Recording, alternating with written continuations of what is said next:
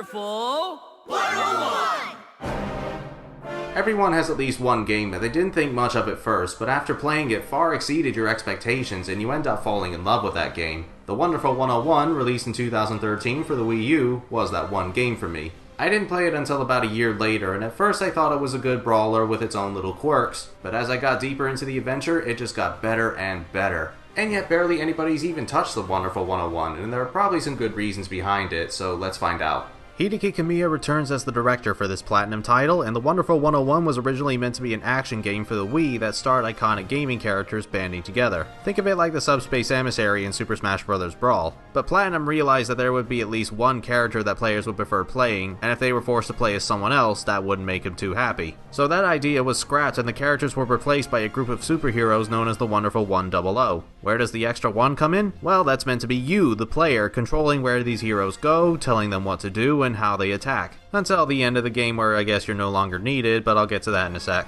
There's definitely a comic book or Saturday morning cartoon vibe to the Wonderful 101, and the story's just about as basic. An alien species known as the Geth Jerk arrived to invade Earth, and it's up to the Wonderful 100 to stop them. Yep, that's about it. Oh sure, you do meet with other primary Wonderful members, and there is an ongoing plot device in the form of this kid named Luca, no, not that one, who for no reason at all really hates the Wonderful 100, who I'm just gonna call the Wonderful Ones from here on out, and we're stuck with this little pipsqueak from Chapter 3 up until the rest of the game. Sadly, the story does somewhat have a big focus on Luca, as well as his deceased mom, and even as the game was wrapping up and he becomes a new Wonderful One, he never earned my respect. He's a little turd from start to finish. The Geth Jerk are the ones that deserve the attention, especially when you finally meet their leader, Jerginga. Though even for this game, the whole trying to make the Wonderful Ones the real villains spiel is rather cliche, and this cutscene goes on for a while. The entire reasoning for the Geth Jerk wanting to destroy Earth also gets pretty complicated, and I'm not gonna lie, I couldn't follow too much of it. To me, it raised more questions than it did answers. Sorry about that, I'm moaning far too early in this review.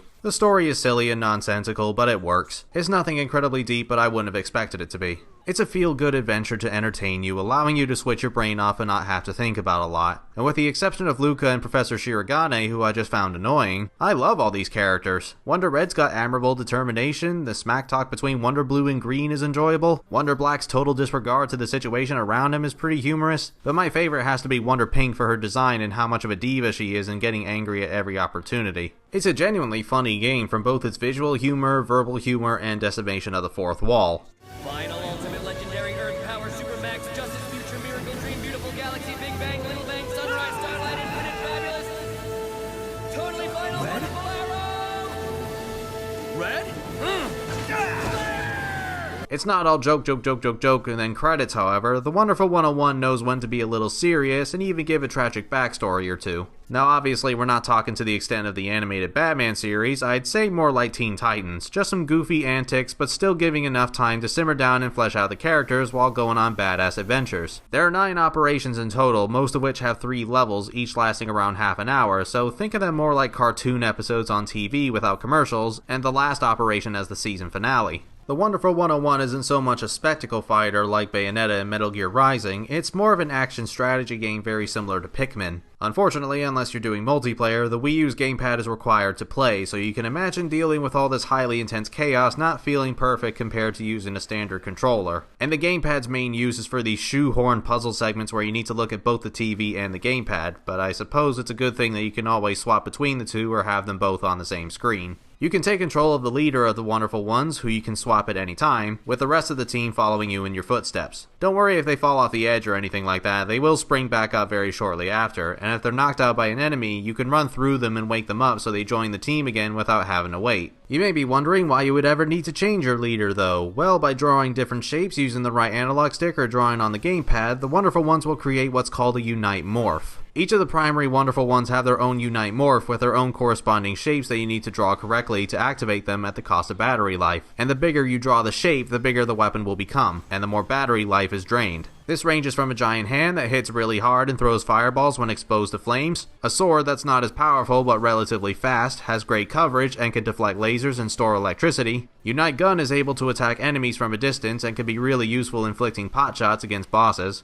Unite Whip is great for pulling off spikes as well as pulling certain Geth Jerk out of the ground. There's Unite Hammer, which you'll probably use the least because it's pretty situational for level progression, like covering you from missiles, and the only enemies that require using the hammer are these annoying as crap armored turtles that I swear to God I have a hard time killing without losing health, and the game usually loves to throw two of these at the same time. Unite Claw is a little better though, since it's even faster than the sword and can freeze the enemy temporarily. And finally, the Bomb Morph is fantastic for slowing down Geth Jerk and doing a bit of damage, allowing you to attack them more easily. You yourself don't have to use the Unite Morphs, however. You can always press the X button after drawing a shape to let other wonderful ones do your bidding while you deal with something else. And light attacks can also let them cling onto the Geth Jerk to distract them and even lift them up for throwing if enough wonderful ones grab onto it. And just like earlier Platinum games, we've got the ranking system returning, and this one's a little harsher than Metal Gear's, but still not nearly as bad as it was in Bayonetta. Same as before, in order to get the pure Platinum ranking, you need to attack enemies with a high enough combo, do it really fast, and not take any damage. Gracefully though, you're allowed to use one of your healing items and don't have to worry about diminishing your grade and getting a game over. But the key to obtaining pure Platinum rankings is to know what Unite Morphs that particular Geth Jerk are weak to, and in some levels you need to find secret missions either by going back to an area after a certain moment in the level, or by drawing a circle around these portals that are revealed after fulfilling certain conditions. But another way to help even the odds is to buy more skills and abilities in between levels, so stuff like pressing ZR to dodge out of the way and turn into a ball, or transforming into a tombstone to create a huge shockwave.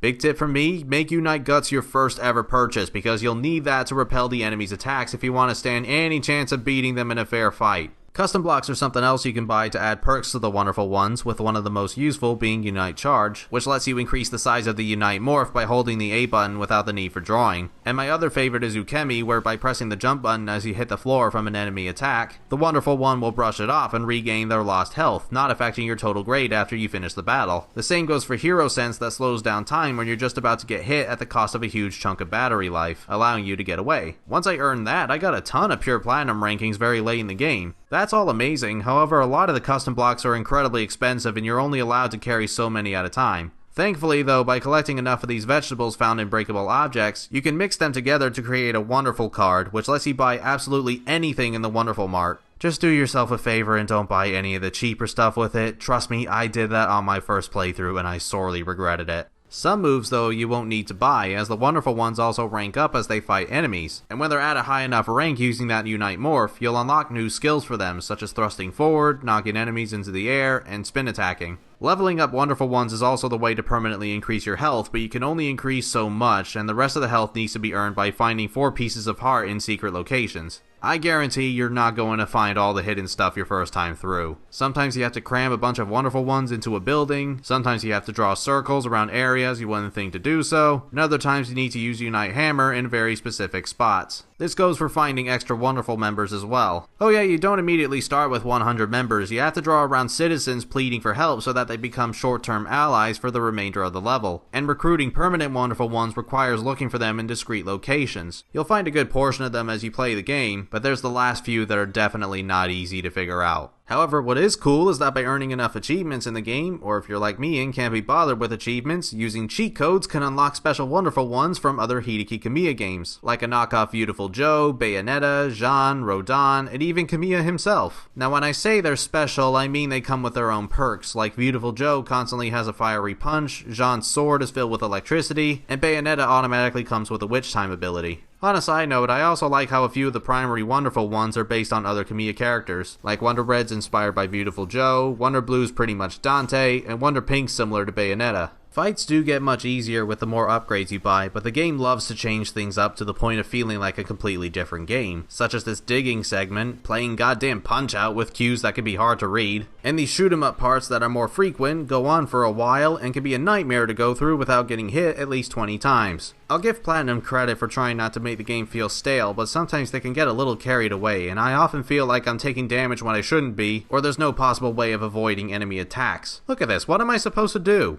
Boss fights can sometimes be like this too, calling back to the Punch-Out fights I just mentioned, and they're the most difficult to get a pure Platinum ranking because all except for the final boss last around half an hour including cutscenes, and you can't afford to get hit once. These guys can be wicked fast or strong as hell too, so your reflexes need to be pitch perfect if you want to get that high grade. They're intense and fun battles, don't get me wrong, but you've really got to bring your A game. I would also comment on how awesome the final battle is, but I don't want to spoil it and I think you guys should see it for yourself. Just allow at least an hour for it, believe me, you'll need the extra time. The big problem though with the Wonderful 101, and the reason I guess not a lot of people have played it, is because there is a rather steep learning curve. Sure, you do get brief tutorials to show you what to do, but the Wonderful 101's one of those games where experimenting with different Unite morphs and different strategies is the key to victory. You're not told what specific Geth Jerk are weak to, and not absolutely everything is made clear to you from the get-go. Hell, you're not told that Unite Hand is resistant to fire until Chapter 5, where that would have been very useful to know beforehand against enemies that spit fire. My advice is to watch the Nintendo Direct on their YouTube channel purely dedicated to the Wonderful 101, and to also maybe get the strategy guide to help you find secrets and how to handle bosses. I guess the last thing to mention is the co-op multiplayer, where you have a select number of missions and the second player can use an actual controller, but since only 3 people have played this game, I couldn't get anybody to show it off with me. Wow, that's a lot of stuff crammed into this one superhero game, and I understand that it is asking a lot from players to take more time to learn about the mechanics when other games can do it quicker and easier. But once you get used to it, it is what I believe to be one of the most original and kick-ass games you will ever play. The graphics are simple for a Wii U game, but it's still very effective with the comic book style. Some of the music is superb. I particularly love the final boss theme to make everything feel big. The credits theme feels like one last hurrah before the curtain closes, and I even get a little teary-eyed when the soft piano piece kicks in afterwards, showing all these characters you met and makes me think, damn, what an experience. You get a fair amount of meat out of the game too. First timers will probably finish it in around 12 hours, and multiple playthroughs will likely be shorter because of how juiced up everyone is by that point. I get that some people might not care about the ranking system so much in Platinum games, but that's what to me makes games like the Wonderful 101 so replayable. Bayonetta can be seen that way as well, but in my opinion it's too frustrating and the witch time's too unreliable to even consider doing that with all the cheap hits you take. In this game, yeah, it can sometimes be unfair, but most of the time it really is down to skill, as opposed to dodging everywhere and praying that the enemies don't mess up your chances. Or worse, a quick time event comes out of nowhere and screws your perfect run. The combat's satisfying, the story's entertaining even if it is simplistic, and I guarantee you won't find another game like this. It does have a few major problems, I'm not going to beat around the bush, but I'm sure if this game has a big enough audience, we could see future installments that make the experience even better than it already is. Excuse the predictable pun, but the Wonderful 101 is indeed wonderful. I'd argue this was the point where Platinum really took off, and with every Nintendo Direct and E3 event, I'm always going to be crossing my fingers that there may possibly be a Wonderful 102. What has made a return though is our favorite Umber Witch Bayonetta, rocking a new hairstyle and hopefully better gameplay. We'll be looking at the second game next time in our marathon, so I'll see you guys then.